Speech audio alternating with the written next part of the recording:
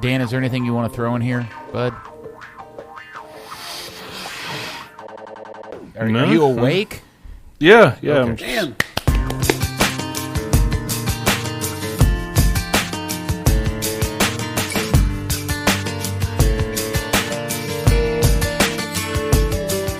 Well, hello there, FC Dallas Curious fan. Welcome to another edition of Third Degree, the podcast. Hi, my name is Peter, and I am joined, as usual, by the other two guys. First up, Dan Crook. Hi, Dan. Hey, fellow guy.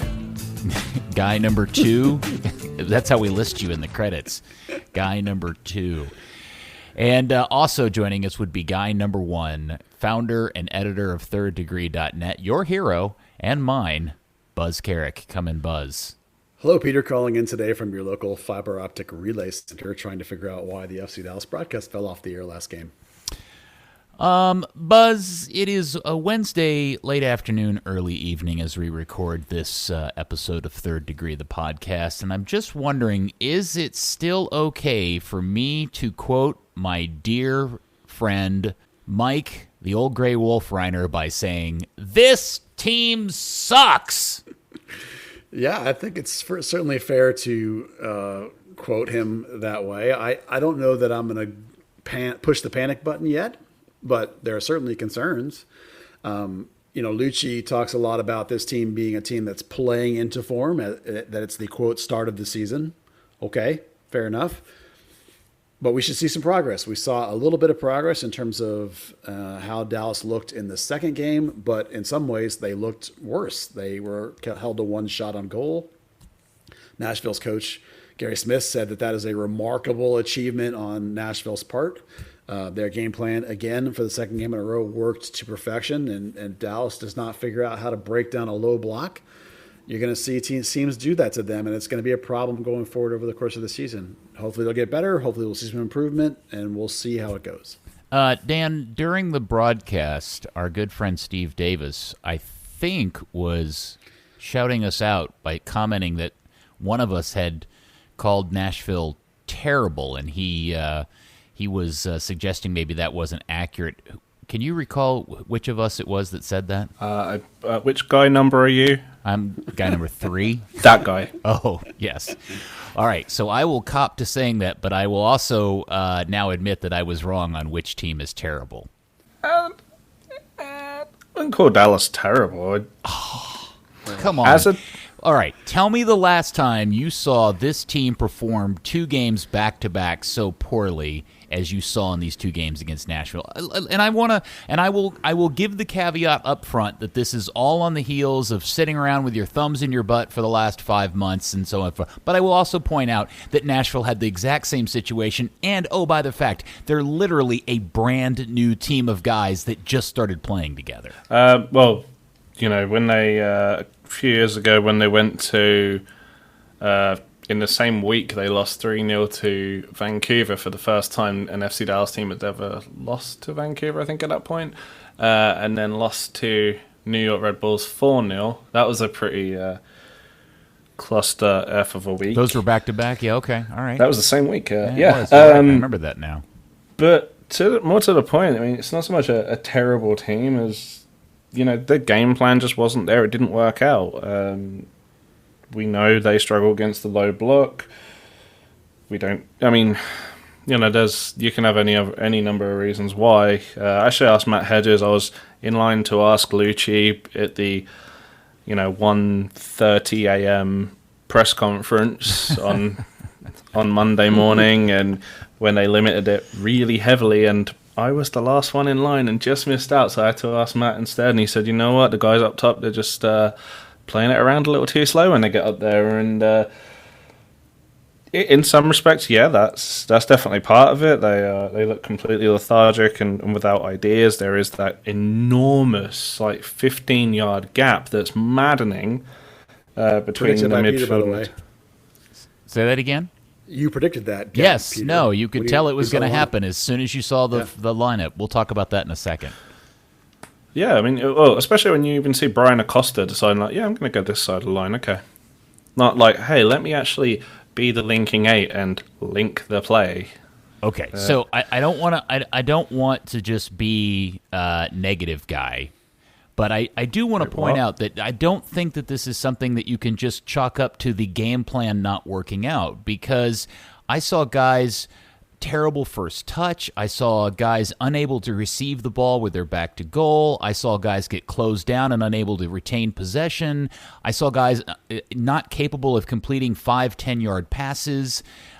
Super low energy, and they actually looked slower and more lethargic than they did in the first game, where you would think after getting beat like that, they would have been completely over the top ready to redeem themselves on night number 2. And I think even Buzz said this at the beginning, I would argue they were worse in the second game than they were in the first game. They were definitely worse in some ways, for sure. I mean, the one shot on goal is horrific, and I think I have to look up the exact number again, but I think Cobra only had 12 touches, in his 68 minutes or whatever it was. I can't remember exactly.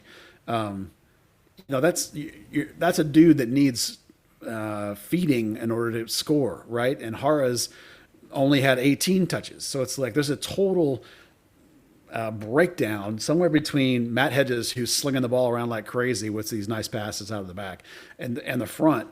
Somehow it's all falling apart. And Paxton over on the wing had 41 touches, which is great. We love that. Love to see that out of Paxton. But then he only had 2 balls that connected into the final third. And the whole team as a collective had even less. They had 4 the previous game and then only had like the 2 from Paxton this whole game. So it's like somehow or another, from the middle of the field into the final third, the whole thing is falling apart. And you could put it on probably anybody in the front 6, if not the whole collective front 6, including Paxton, who was better than anybody else.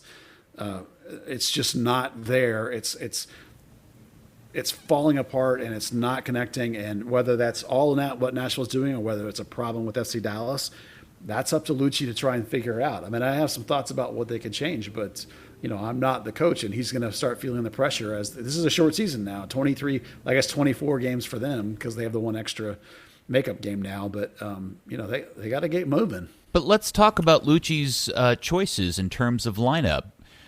We were all a little bit surprised because initially, Buzz, you had reported that you didn't think Pax would start, and he ended up starting in this wing position off on the left, which creates all sorts of questions for me. But I wanted to address initially kind of the lineup that, and again, I can never tell if these graphics are thrown together this way to throw people off or is it meant this way. But when I was shown a graphic from the club that showed Franco Jara playing as a withdrawn forward, I knew immediately it was never going to turn out that way.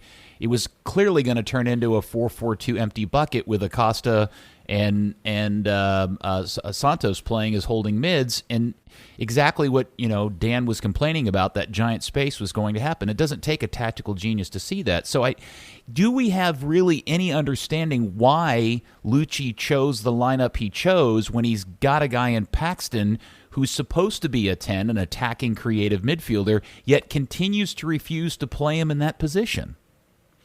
Well, Luchi on the call today said he thinks that Paxton is a 10 or a 7 or 11.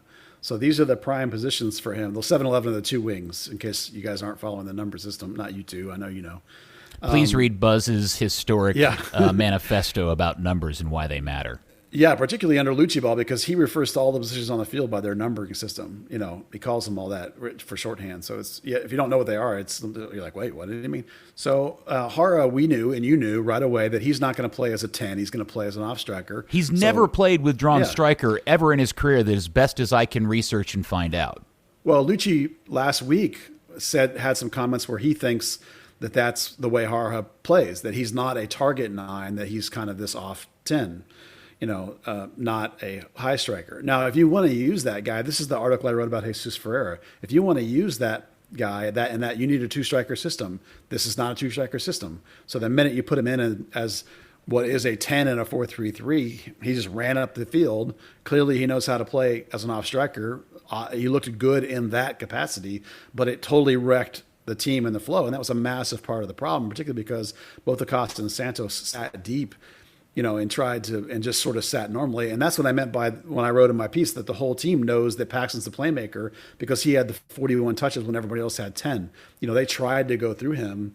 It just didn't work because and he even tried to play sort of as a false wing some because there was no attacking midfielder and there was no linking midfielder either for that matter because it was a double six from the way I was seeing it happen. So I think all of this from Luchi is twofold. There's a pressure to win, obviously, but there's also a big pressure because Franco Jara is Dan Hunt's new big money, big contract signing, and yet Cobra Andresic is the guy who was in the scoring form. And so I think he's desperately trying to figure out how to play both of those guys at the same time without taking Mikey Barrios, who's been Dallas's most important player for 3 years now, off the field. It's a tough thing to figure out. It's a tough situation. It's not a simple fix.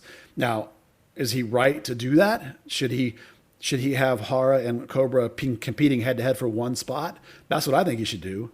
But it seems like that's not the case.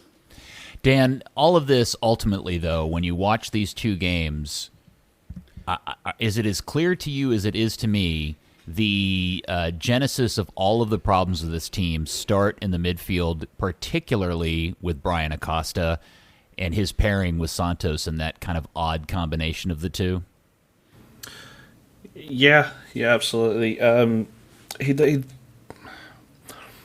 whether it's by design or just how it kind of fell about, Acosta just hasn't been like that dynamic box-to-box 8 that you want. He's just... I'd hope it wasn't designed to be a legitimate double pivot, both staying fully back, and it was supposed to be more, give and go, as we've seen with Santos and, literally any other midfielder. Tasman? Yeah. Well, Tasman, but, you could say any other midfielder because anyone else in that grouping of 8 are the guys that can play, at least have played some 6, 8, and going towards 10. In the early stages of the game, it worked out kind of nicely. Paxton was coming in off the wing. Hara was pushing up alongside Andrasek, and he was kind of, he was coming back and playing as that 3-8 almost, with Barrios able to just play a little free role, although he disappeared. Side note, have you ever thought that you would be happy to see Santiago Mosquera subbed on for Michael Barrios? Because I was shocked, but happy. Really? You were happy to see that? I know Barrios was having a pretty crap game, but are you ever excited to see that guy come on the field? Yeah, because playing with 11 players, even if one of them's kind of terrible, is better than playing with 10. Wow. Honestly, although he did, for the first few minutes, he did inject a good bit of pace and excitement into it. Just then he gave up and started walking around. But I was saying, yeah, it seemingly worked well early on, but then they kind of abandoned that. Almost what Nashville did in the first couple of games they played of the season, where wing-backs push up high. You have your 4-2-3-1, which really means a flat 4 line up front. I don't know why they abandoned that quite as early. It was getting through, even if there was still a disconnect in getting that final ball in. I don't know, maybe there was an element of panic there and then heads start dropping. But, I don't know, to me, I felt like that was almost like a turning point in, FC Dallas aren't going to get anything out of this game now. Yeah, the whole game, both games, when you look at them in aggregate, to me, it appeared to be there was one team that clearly had a plan. Now, it's the most simple, basic soccer 101 Gary Smith plan you could possibly have, which is to just kind of sit there and wait for your opportunity, but they execute it quite good. And then you've got another team who appears to, I'm not sure I can see any plan whatsoever. I know there's a plan. I know Luchi is trying to institute something, but I'm concerned that it's so complicated and so driven by this idea of retaining possession that everybody's just, and not turning the ball over, everybody's so afraid to turn the ball over, they just don't try difficult or risky or game-changing passes very often. That was certainly the story of the first game, at least, when it turned into the back three just passing back and forth. Yeah, they at least advanced up to the middle third of the pitch this time. But yeah, it was like you kept saying, that empty bucket. It was really, really odd. It was strange. So I want to move on to Paxton here. And I know he did a press conference that you guys were a part of today. Are we getting anywhere on sussing out why he's not starting in the middle? Is that tied to an injury situation? How injured is he, and all of those ongoing issues with their young little superstar in the making? Yeah, he admitted that he's feeling a little discomfort. I don't know if you'd call it an injury. He called it a knock. So let's call it some discomfort. He's clearly not playing at 100%. He's trying to play through it, and he flat out admitted that his performances have been what he said, and I'm quoting here. He said, "I've been average or worse than average here lately for Dallas, the last two specifically." So, and he said that he needs to be better if he wants to be back in the United States men's national team pool, get in the qualifiers. So he knows that he hasn't been good enough. Now, inside versus outside, I tried to ask Luchi about what sort of leads to that decision, like what he thinks of Paxton versus the inside versus the outside. And the answer was kind of not cliched, but it didn't really dive into like why he's doing it. He talked about the differences and Paxton being a young guy and how he's part of the squad and he's part of the choices at all these places, but he didn't really single out specifically why he doesn't think he's the thing, why he's the answer in there. And I'm short for an answer for why Luchi thinks that, because I can't get him to really tell me, but it's pretty clear since the middle of last year, right? When they started using Jesus in there. I mean, when was the last time we saw Paxton really play and start as that playmaking free 8 or 10 or whatever we want to call it? It right? was that run at the beginning of the season up until he left to go play with the national team. Last year. Yeah. And then he came back and they gave him a break and he started playing Jesus. And he stuck with Jesus in that position no matter how poorly Jesus played in that position, and how we all thought. Now, what we were told after the season was that, well, what we didn't tell you guys is that Pax's injury in his hip or whatever's going on is worse than you guys know, and every time he ran, he was in a lot of pain, and we were trying to mitigate that. What I'm still confused by is that still where we're at in terms of Paxton Pomykal? Is that the kid's got an injury and they're just really leery of making it worse because it's this, it's not he. If you absolutely had to have him, he could play 90 minutes, but we probably don't want to do that because we're just going to make it worse, not better. Yeah, Luchi doubled down on that today. He basically said that it may be that, for now, that Paxton's most important role for them is going to be off the bench, because the 90 minutes isn't there. So for whatever reason, Luchi, between the middle of last year to now, whether it's the injury or whether it's something he won't tell us, he doesn't seem to want to play Paxton in the middle.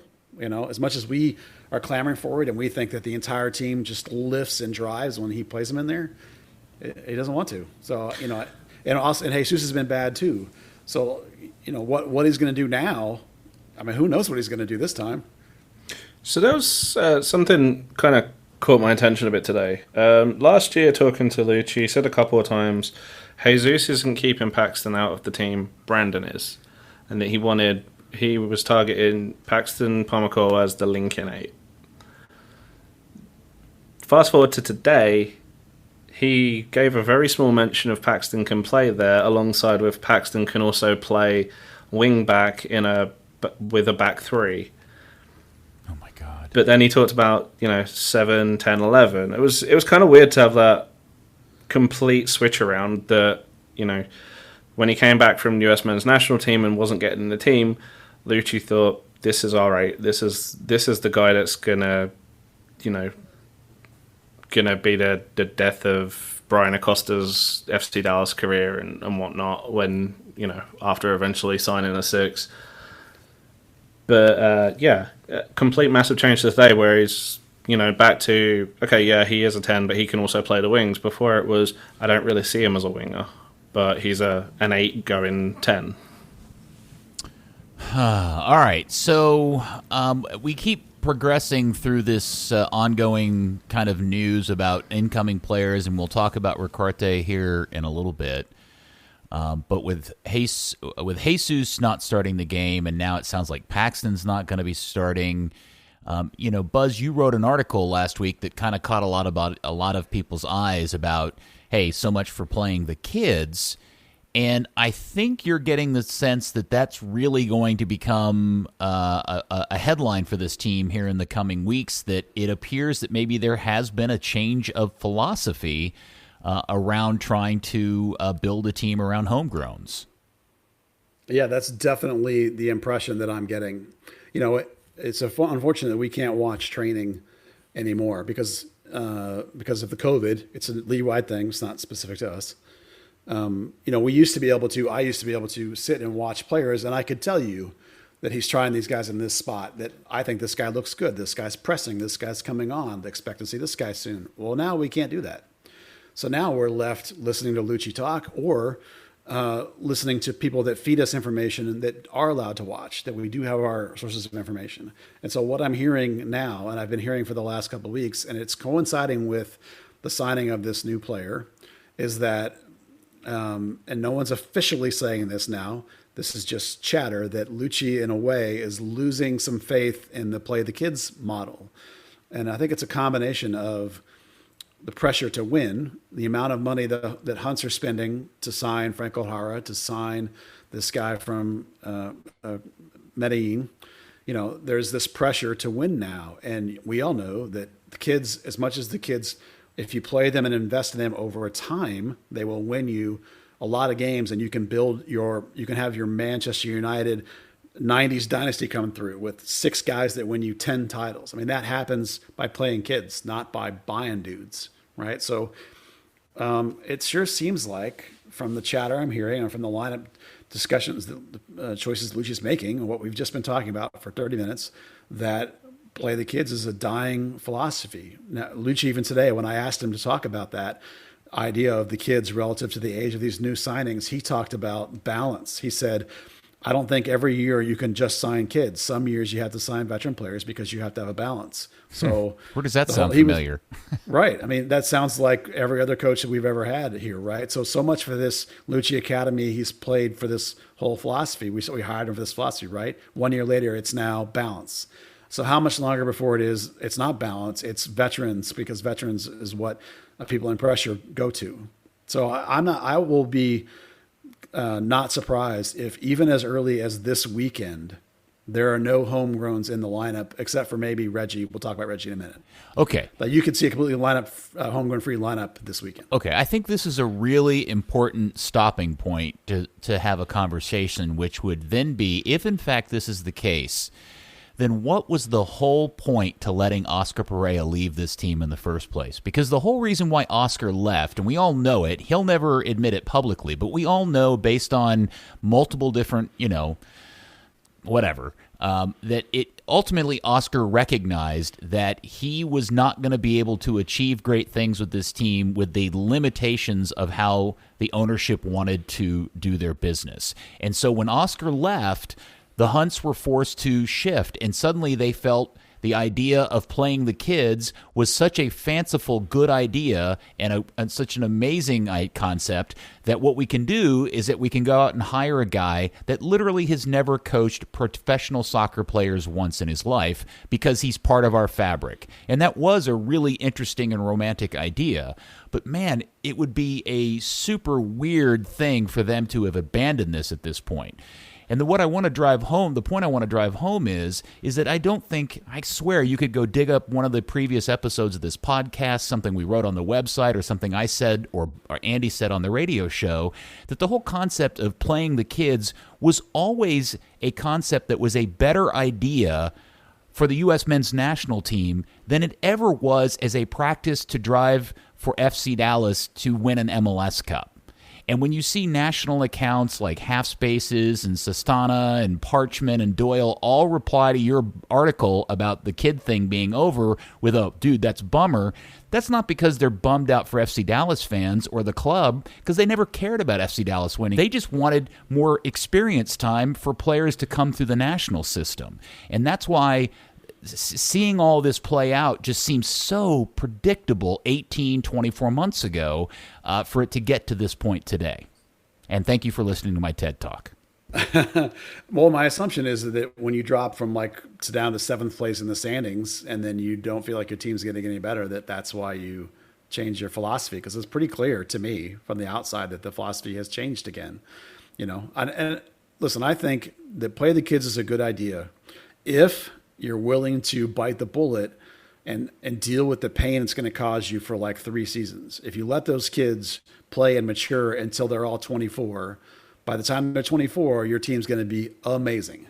If you, of course, picked kids that actually are good. So that's the part that no one wants to live through, the pain. You start losing games, they're panicking about selling tickets. They're panicking about COVID killing their revenue. They got to win games, try and get in their relative terms, big name signings for the Hunts. Now, the reason in the Hunt world, who are never going to go out and spend like LAFC, they're never going to go out and spend like Seattle, right? So that if you really want to compete for a championship here, it's going to have to be a different kind of model. And so that was what I think they theoretically thought was going to happen. I just don't think they're willing to deal with the pain it takes to do it. All right, but Dan, isn't this actually the perfect and ideal, whatever's left of it, season to actually let the play the kids thing play itself out? Because you're never going to you can't worry about revenue in 2020. You're never going to fill the stadium.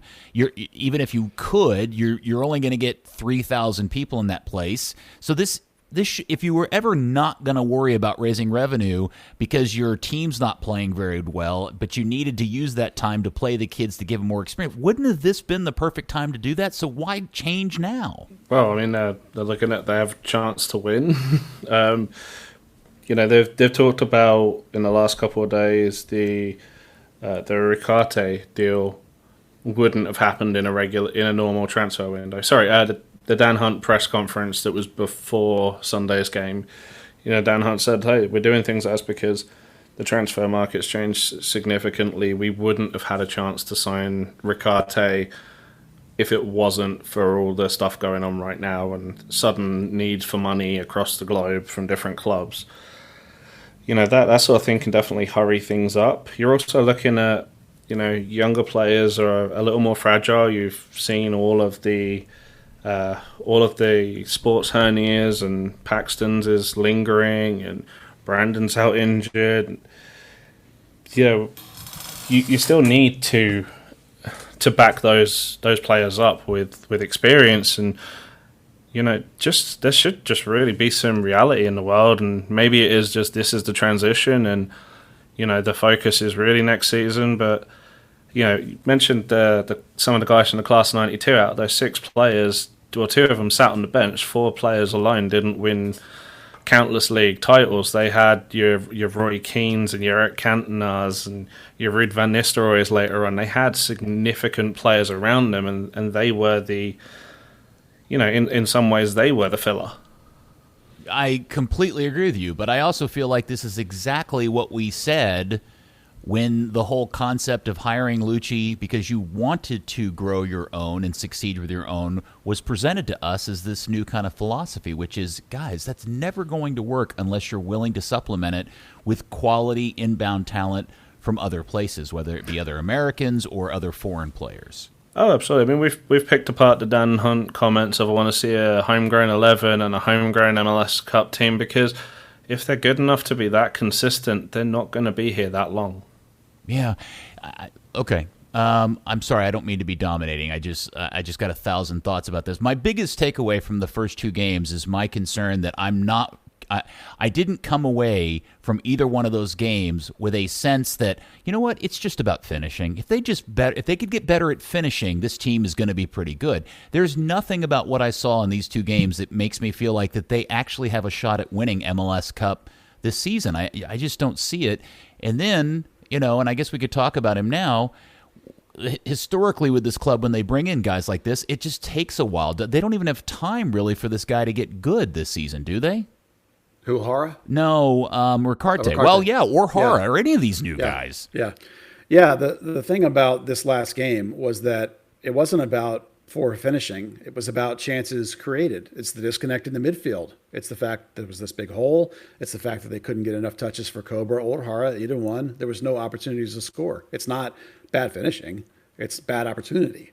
Now, it is just 2 games into the restart of the season. So, like I said, I'm not ready to panic, but there is a reason why they've gone out and signed a number 10 type player or a deep 8 or whatever the hell he is. He's going to wear the 10 jersey. So, my information that I'm hearing is that this guy is coming here to start, period. This is not he's going to come in and compete. This guy's coming in to be the guy. So, it is a change for the Hunts that it's a 28-year-old prime of his career. Okay, that's when you buy guys that you bring them in and plug them in, they start. But you're right. It is a very short season. By the time he gets here and gets ready to play, there might be 18 and quarantines games left. From COVID, by the way. He has to quarantine. So does the new keeper. They both have to quarantine. So there might be 20, there might be 18 games left if we're lucky by the time he's ready to play. So it's going to be a short season, and they're rolling the dice. Luchi originally said this guy was a consideration for next year, but they just pulled the trigger and went ahead and brought him down, so he could have acclimatized to the team and get ready for the team and play his way into the team. So at least I give them a tiny bit of credit for that, for pulling the trigger early and not actually waiting until next year. But I agree with you that there are some problems. I do think it is fixable. We'll find out how it looks, because Houston we expect to be a high-pressing, attacking team, play more like Dallas likes to play, so the game should be end-to-end. So we'll see. We'll see how they do. Okay, so Dan, I'm going to ask this question, and I'll let you go first. If, in fact, this is the new philosophy, and I'm going to guess maybe it's a philosophy born from one Mr. Zanata, and his perspective as an outsider and kind of going in and saying, guys, we need to kind of make a shift. If, in fact, this is an actual philosophy change, do you think the Hunts regret hiring Luchi as the coach at this point? No. Actually, on the subject quickly, there was a question in Spanish about Ricarte and Felipe and how they were discovered, and Luchi did say something about Zanota discovering them, so we speculated that possible Papi link last week. Yeah. It's also hot in August, too. But that's his job, right? It's Texas. It's always bloody hot. What are you on about? No, but my question is, you hired a guy to help play the kids because he was so connected to them, but if you're making the philosophy change, does that now change the situation from Luchi and really reduce what really was supposed to be his forte, which was working with the kids? I mean, if he's cracked up to be a good coach, he's cracked up to be a good coach, whether it's with kids or veterans, right? Obviously, it's a much quicker transition period with youngsters, and maybe that still comes in handy, but I don't know if we really have to see how the veterans respond. We know, Luchi is a little bit wordy in his team talks when we've watched academy games, and he's delivering those on the field. We know he's I don't want to say long-winded because it sounds negative, but it's easy to kind of switch off a little bit, and particularly if you're a foreign guy who's been around the block. Maybe you don't want to listen to that, but I don't know. Time's going to tell, right? Whether they feel like they regret it or not. Sure. But right now, they're looking at a guy who's probably the cheapest coach in the league. Okay, so Buzz, all coaches come with their pros and their cons and their strengths and their weaknesses. Not having any experience in coaching guys like a Franco Jara or Ricard, guys with resumes in their pocket when they walk in the door. If in fact this proves out to be more complicated for Luchi, and by the way, nobody would blame him if this suddenly the way that this changes becomes problematic for him. My question is though, Buzz, how long do you feel like they ride Luchi as the coach of this team before they realize if in fact we're going to stick with this philosophy, we may need to consider somebody else coaching the team? I think a long time, actually. They really, really, really, really like Luchi. He's 100% buying into the Hunt FC Dallas philosophy. Now, it's not fair to Luchi that he hasn't gotten that time as an assistant in a pro team, or that he hasn't been a head coach at USL 1, that he was going to be. It's not his fault that he's barely older than some of the guys that are going to play for him. So, right. I mean, it's 100% a problem that he has been thrown into the fire. And I feel bad for the guy because Luchi is a very smart guy. He totally understands the boat he's in completely, right? But I do like the fact that he is a modern tactician. I do like all those things. I agree with Dan that he is a little bit preachy and a little bit long-winded, and he knows that because he's even commented to Gina, who's the PR head for FC Dallas, like in the middle of interviews, like, I'm sorry, Gina, I don't mean to be this way. I just am. It's just the way he is. He's a teacher. So is it a problem? I think it's absolutely a problem that guys may tune him out. Veteran guys may tune him out. And guys that aren't playing, that are getting disgruntled, may tune him out. So, I think this year is not going the way anybody wanted. I think already this, as much as this year's a crapshoot, I think they're already thinking about next year. I think Ricarde's a next year guy. I think the new keeper is a check him now. Maybe he's for next year guy because there's a big buy price in December if they want to keep him. I don't. It's Luchi's in a tough spot. I feel bad for him. But one of the reasons why I think that they will leave him a lot of time is because as well as I do, the Hunts hire from within. The Hunts hire Hunt people. And who else is there? Who are you going to do? You're going to promote Peter Lucene? That's the same thing as what you got now. What are you going to bring Eric Quill up? He just got here. He's been here a year. So I'm just saying there's not a whole bunch of options. I think they'll let Luchi ride quite a long time. Yeah, it just makes you wonder how much influence and power Zanata starts to gain and grow over the coming months, depending on how the season goes, and his ability to attract, in theory, quality players. Like, until we see these two guys, and we'll talk about the new keeper in a second, how they actually turn out. Like, that's one of my major pet peeves about MLS soccer is everybody just assumes because some guy shows up from a foreign country, he's immediately going to be better than anything you've already got. Cobra being, or Eric or any name of guys that have come into this team that suddenly weren't anywhere near as good as they were supposed to be, Pablo Aranguiz. And so, who knows how good this guy will be or not. But yeah.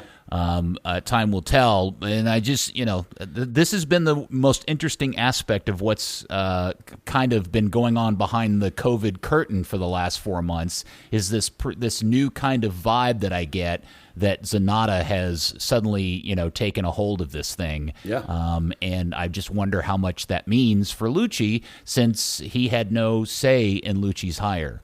Yeah, he is remaking this roster in not his image, in his vision. Zanata is, for sure. This is definitely now his roster. Now, in terms of corporate structure, Luchi reports to Dan, not to Dan Hunt, he reports to Clark. Zanata reports to Clark, and Dan, as president, reports to Clark and himself. But such a weird structure. Zanata is not Luchi's boss, right? Even like in the corporate structure, according to Clark Hunt now, this is a direct him telling me, even Dan Hunt really is not Luchi's boss. Luchi reports to Clark. So there's a power structure, like a 3-headed power structure. So as much as like Zanata's remaking this roster in his team, Zanata's not Luchi's boss, and so Zanata won't be firing or hiring Luchi's replacement. That's going to be Clark and Dan, right? Dan owner and Dan president of the team are different people. I know it's confusing. Yeah. No, it is. It is. Yeah. Dan Crook's a different person too. Yeah. So very different. Well, you know what I mean, like, right? I mean, like, Zanata's not Luchi's boss. Zanata's not going to fire Luchi. Now, Zanata has more power. He's reshaping the roster. He can probably go to the Hunts and say it's not working. He'll probably be one of the people that gives them feedback. But I don't think it's going to be anytime soon. I think it'll be, a couple of years before they give up on Luchi. Well, I feel like we could talk about this in circles for a while. I want to move on. So just real quick. So they did announce the signing of a new goalkeeper, a guy from Gremio. Philippe is his name. He's a young guy. There's all sorts of photos with him hanging out with Alisson and Ederson and other Brazilian greats. I don't know what that says about his qualities as a keeper, but this isn't just a backup signing, is it, Buzz?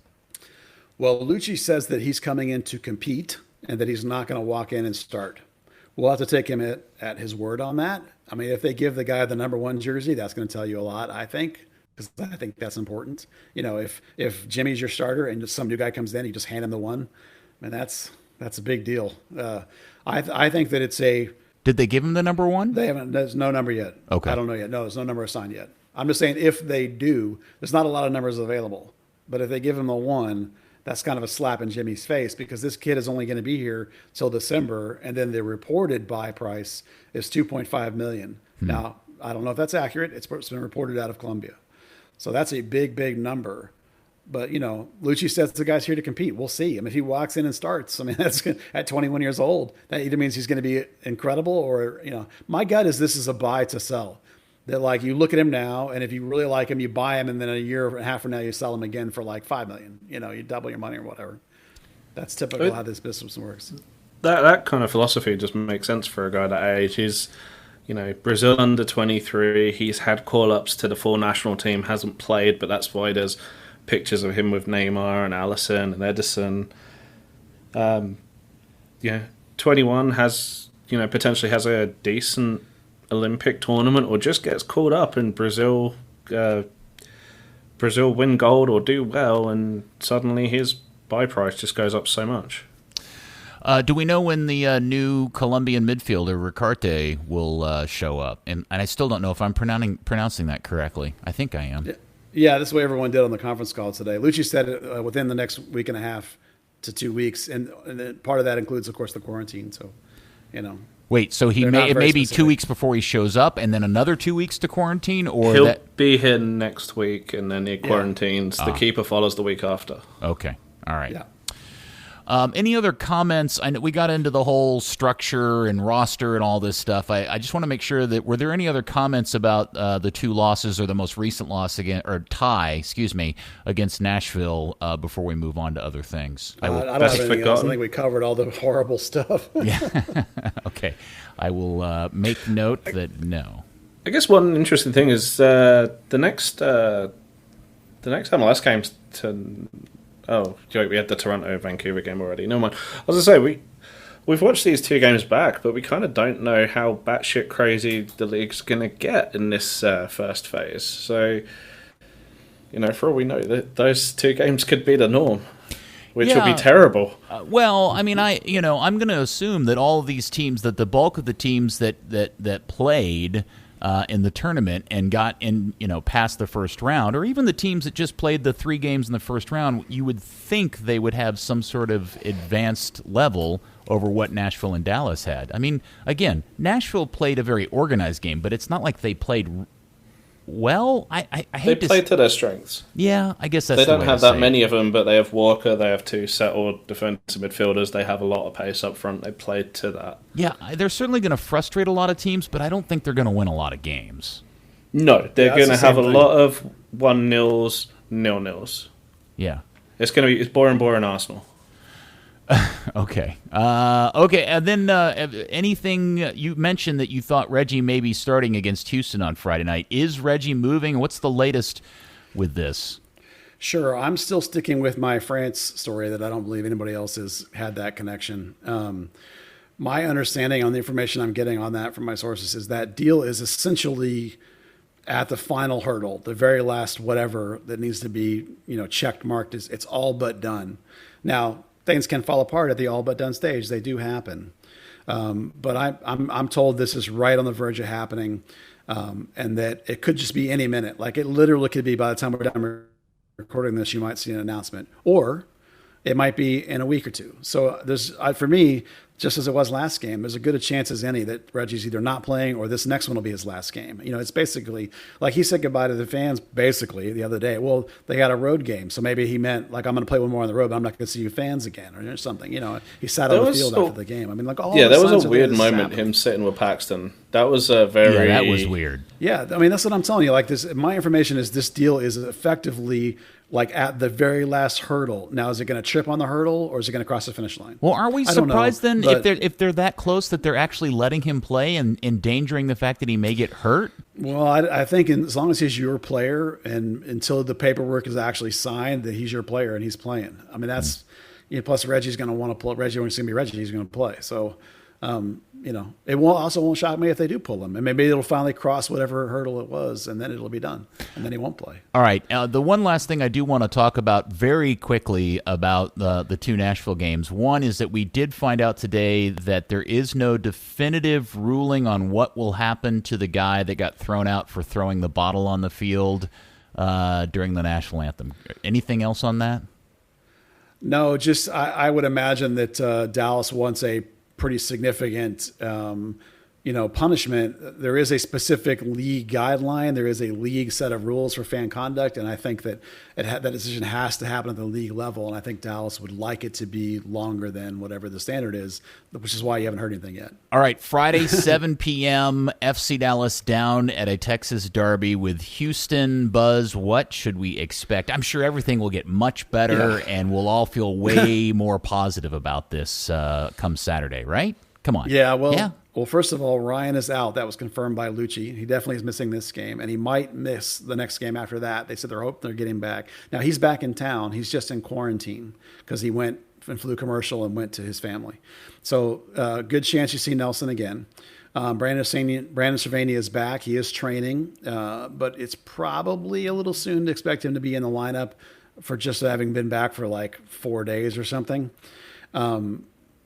What I'm hearing is that there's another change in formation being contemplated, that they're looking at options. And I know, well, I think it's a combination of Ryan being out, because as much as we think Johnny Nelson has a future, he was definitely a weak link in terms of the build. He only passed at like a 77% clip. So with Paxton in front of him, that should have been better, and it wasn't. So there was a problem build on the little bit on the left side. So, whether it's going to be a formation shift or just a tactical shift. Paxton said that he's expecting Tab Ramos to high press, because Paxton played a bunch for him with the national team, if you remember. So he said it's going to be a vertical pressing game is what they're expecting. So I think you're going to see a shift from last game. Now, is it 3 at the back? Possibly, because for the same reason we thought it would be against Nashville, because Houston's got fast forwards. So maybe it's a 3 at the back. We're not hearing yet for sure. Or maybe they just mean that it's going to be a shift, like it's a single pivot, or maybe it's a frontline shift so you can get 2 strikers. We'll learn more over the next couple of days. But I think you're going to see a shift, and I think that it's going to be in an effort to figure out how to get Franco Jara and Cobra and Barrios all working in the same team, which is not as easy as it sounds. No. There's too many parts there. Yeah. There are too many ill-fitting parts to make that work well. Yeah. Right. Unfortunate. All yeah. right. So you got to figure out how to play a 2-striker system, in which case one of those 2 guys has to be like a real 10. And who's that going to be? Barrios? He's not a passer. Or you have to play Jara or Cobra as a wing, or you have to do some sort of lopsided shape. I don't know. It's not an easy task. Other than I don't think Jesus will start, and I don't think Paxton will start. Related to his thing, you can only use him for a certain amount of time. Basically, is what it seems like. And Luchi was pretty clear today that like Paxton as a late game sub might be all they have right now. Hint, hint. He nods knowingly. So, So we none of us like Acosta, but who else do you have? I mean, Cervini's not ready. Tessman, there's another kid. So my guess right now, and I'll maybe know more later in the week. My guess right now is that more of a single pivot, more of a Santos on an isolation with Acosta high, and then maybe Fafa Pico of all people, or Santiago Mascara as the 10. Oh my God, I don't know, man. It's a mess. Yeah, I don't have an answer. Yeah, and I want Dan to relay any kind of insight or scouting he has possibly about Houston here in a second. But I do want to go back 1 second real quick and make sure that I just don't think anybody, ourselves, and we're just as guilty as this as anybody else, I don't think we're talking enough about Brian Acosta. Because am I not correct in saying he's the most expensive transfer in club history? He was. I think the initial figures were, and then there was that whole ordeal in Spain because CD Tenerife had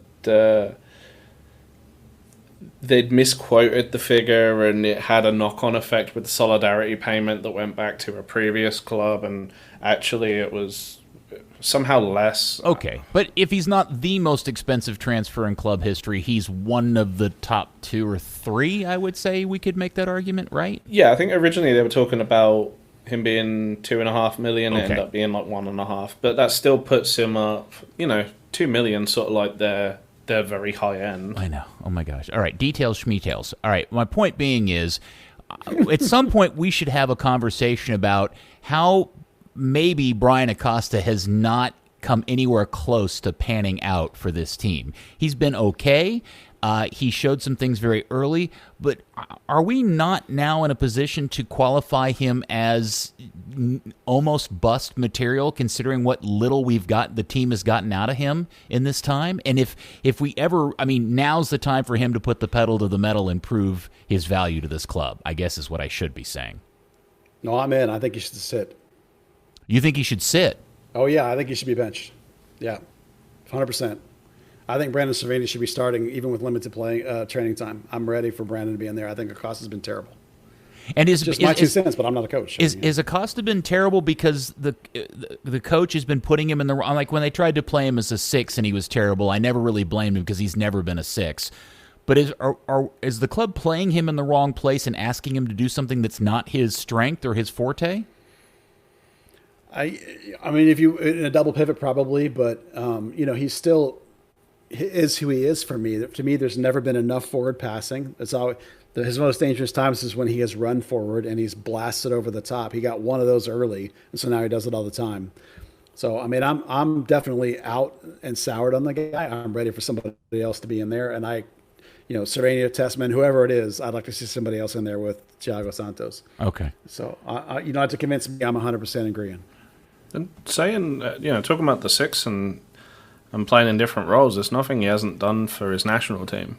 It's not like he's being asked to play centre back or centre forward. He's a midfielder who's played in all 3 of those main roles, being asked to play in 2 of them at different times. He's just not turning out good performances for Dallas, is what you're saying. Yeah, I mean, this season was supposed to be he's got the keys to the midfield and see what he can do, and he dropped him down the storm drain. Okay, so it's only 2 games in. Maybe things get better from here. Dan, what can we look forward to from the Dynamo? Exactly what Buzz mentioned Paxton's saying. High press team likes to play in a nicer style than those horrible Dom Kinnear days. Typically sharp in a 4-2-3-1. It kind of plays, well, it kind of looks almost like a 4-3-3 with a single pivot. So, yeah, it'll be interesting to see if Dallas does choose a single or double pivot to kind of counteract that. Sorry, they do play a 4-3-3. I'm an idiot. Elise, Manotas, Quintero. That's a great front line, unfortunately. So the defense is definitely going to have its work cut out. All right, I'm embarrassed to admit. No, I'm not. I have no recollection of how Houston's MLS back tournament went. Did they do anything? Drew 2, lost 1. They are technically bottom of the Western Conference right now. Interesting. Okay. Yeah, they're not particularly good in terms of their performance in MLS's back, but it is a rivalry game, and they have been working, and they do like to play vertical and fast, and Dallas has been terrible. So this is a game that you need to go down there and put on a good performance, or they're going to beat you. I mean, you say that. It wasn't so much the performances, they just didn't get the results. I lost to Portland to end up winning it, and, arguably a lot of people felt that Houston were actually the better team on the day. Drew against both LA clubs. Okay, that's not the end of the world. They were easily the worst team in the group of death, but they were in the group of death. Yeah, tough group. Yeah, you've still got to be there. They impressed a fair few people, so we'll see what the effects of sitting around for by the time kickoff comes around an exact month is going to have on them. All right, so that game's at 7 p.m. It is on TX21. I hope everybody gets to watch the game. Buzz, I have assigned you a homework assignment task to find out the answer to why the Mark and Steve broadcast is never used on the ESPN or any of these any of the services. They always end up getting the other team's feed, and you're going to come back and find that answer for us, right? Well, I think I know why, but I'll try and get a 100% official answer for you if I can. Is it? I know some people I can call. All right. Is it have something to do with mushrooms? Oh, no. It's related to transmission. It's related to how the signal gets from Toyota Stadium to TXA 21, the path it goes. It's a fiber optic path. It's related to how it's transmitted. It's different than some other stadiums, which are, go through different versions of transmission. It's just a technical thing, but so it's not it's not a conspiracy against Mark and Steve, is what you're saying. No. Because most other teams use the home feed all the time. It's only when you come to Dallas that you get the road feed, and it just has to do with. My understanding is, and I'm going to try and get a definitive answer. My understanding is that it's because the Dallas signal doesn't go through like the national fiber hubs. It's like just a direct shot downtown to 21, and that's what I understand is the problem. But like I said, I will double check with some people for you. All right. It's super sexy when you talk technical jargon and your feed kind of cuts out and gets all digitized. It's almost you sound like a robot. It's pretty hot. You're fine Mr. now. Roboto, nice. Yeah, Mr. Roboto. Okay. Right about the time that we started recording this, or shortly thereafter, North Texas SC were playing somewhere against somebody. I don't know personally. Buzz, you pay attention to this more than I do. Anything you wanted to throw out there about them and their come-from-behind draw against, was it Chattanooga? Revs. The Revolution, no, sorry. New England. Yeah, Revolution New England. 2. Yeah, they're in Fort Lauderdale tonight, and the lineup just came out as we're talking, and it's as I predicted it would be. Wow. Oh, except for keeper. Avalos is back in. So, Smith Smith is in there too. That's good. Colin Smith, I didn't think they would start that kid. Another academy kid. That's 3 academy kids in the lineup. But that's not what I wanted to talk about. What I wanted to talk about with regards to this team is I want to double down on this concept because we talked a lot today about the idea that the play the kids is dying on the vine. And I think if that is what is happening, I think you have to do better by your kids or you're going to leave them in the dust. And I want to double down on the idea that North Texas USL 1 is not good enough for homegrowns to be developing. It's good. What they need to take that team and turn it into basically a U20 team, like half or more academy or just kids right out of the academy only. Rehab assignments, that's fine. But otherwise, it doesn't do any value in terms of development, in my opinion. So there's a big gap that's creating because they're not in USLC, which is good enough for development. So FC Dallas, I think, desperately needs to find a team. Maybe it's USLC, maybe it's some other country. Find a team that they can send 2, 3, 4, or maybe even 5 homegrowns to play there for a season. They need to be like, does it Man U? Is it Anderlecht that Man U uses where they send guys off that are their big prize guys? That's like Chelsea does this too. Mm-hmm. Yeah, like you cut these deals with teams that are you. And you send off your very best kids with the idea that they're going to play a ton, because playing garbage minutes here or playing for North Texas is not developing you. You put the garbage minutes on the guys that are the college players that you picked in the 3rd round or whatever. Let those guys have garbage minutes.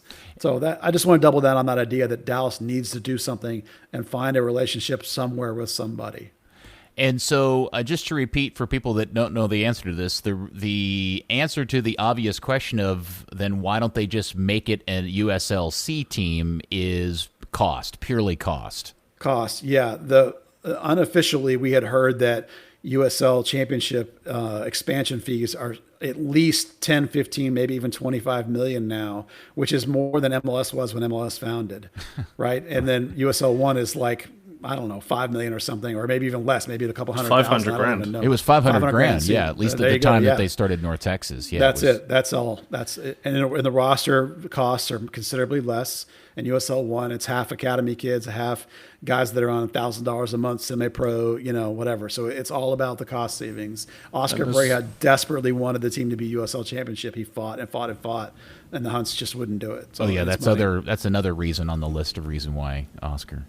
There was also the roster rules element of it, because they originally, when they launched USL League One, they were trying to get some kind of NCAA exemption in there that like USL League Two has, but it didn't pan out. And then just the ability to call up from the academy and loan those players short term without actually formalizing a loan and threatening their NCAA eligibility is what you can saying. Do that now with USLC. Oh, you can with C. Kids. No. Yeah. Okay.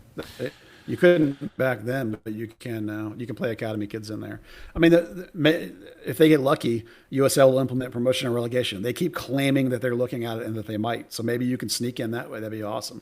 That'd be great if you could do that.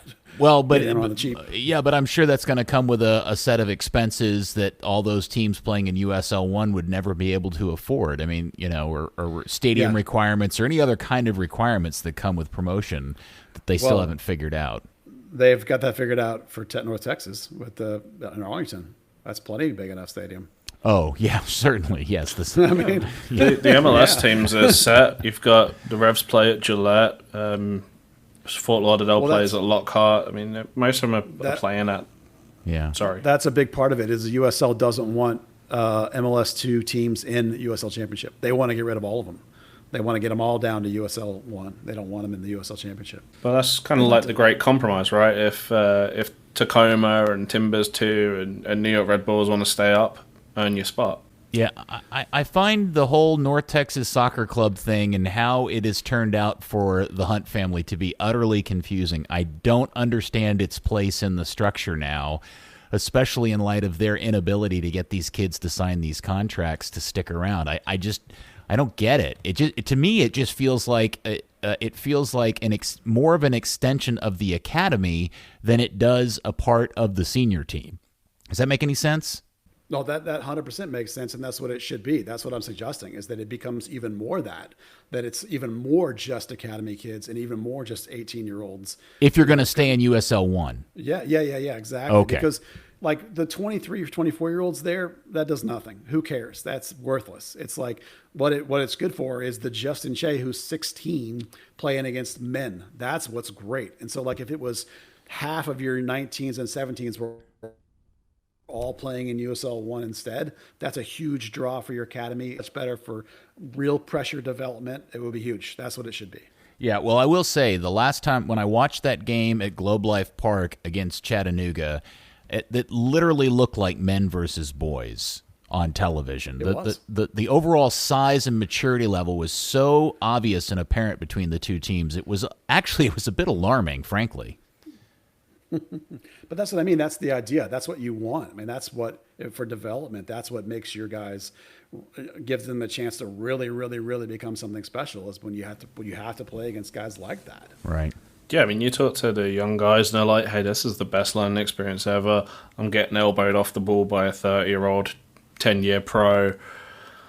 You know, I know how to go into that situation more so than always being the fastest, strongest kid in the academy. All right. Yeah, remember, like the Dallas academy teams dominates 95% of teams they play without even playing their good players. It's like those guys aren't learning anything. Tessman crushes guys at that level. It's like, dude, get him out of there. You know what I mean? Thomas just dribbled through 10 guys and scored. It was stupid. So they should all be at USL 1 a long time ago. Well, Thomas should be doing that in USL 1 too. Well, he was much, much better last game. FC Dallas heads to Houston and plays the Dynamo Friday night, 7 p.m. on TX21. North Texas is playing tonight. Thank you, Buzz, for all of your hard work and your insight. As always, it's outstanding. Thank you. Thank you very much. Thank you, Dan. It's always a treat to spend time soccer talking with you. Yay. And thank you, FC Dallas Curious fan. We'll speak to you again next week on another fun-filled, top-of-the-notch edition of Third Degree, the podcast. Crush the orange.